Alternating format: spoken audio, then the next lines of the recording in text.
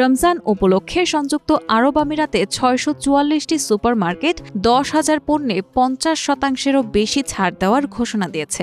এর মধ্যে একটি প্রতিষ্ঠান ৩৫ মিলিয়ন দিরহাম মূল্যমানের ছাড় দেওয়ার পরিকল্পনা করছে। গত মঙ্গলবার এই তথ্য প্রকাশ করেছে আমিরাতের অর্থ মন্ত্রণালয়। যেসব সুপারমার্কেট ছাড় দেওয়ার ঘোষণা দিয়েছে তাদের মধ্যে একটি হল লুলু হাইপার মার্কেট, যাদের আমিরাত জুড়ে ৬০০টি শাখা রয়েছে। তারা তাদের ৫,৫০০টি পণ্যের ওপর ৬৫% পর্যন্ত ছাড় প্রদান করছে। এছাড়া আরেকটি সুপারমার্কেট জায়ান্ট তাদের ৫,০০০টিরও বেশি পণ্যে প্রায় ৬০% ছাড় দিচ্ছে, এমনটি জানিয়েছেন অর্থ মন্ত্রণালয়ের কর্মকর্তা সুলতান দারভিস।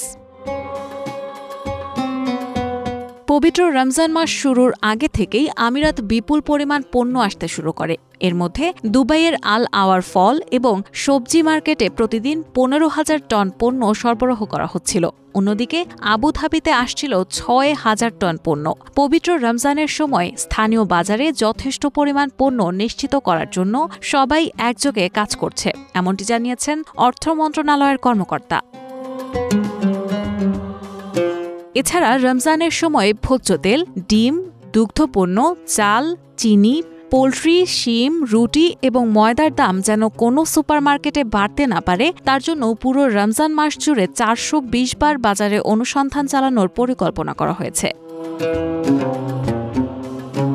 অন্যান্য সময়ের তুলনায় রমজান মাসে আমিরাতের সব পণ্যের চাহিদা বেড়ে যায়। এ সময় যাতে কোনো অসাধু ব্যক্তি অতিরিক্ত মুনাফা অর্জন করতে না পারে তা নিশ্চিত করতে কঠোর পদক্ষেপ গ্রহণ করে দেশটির সরকার।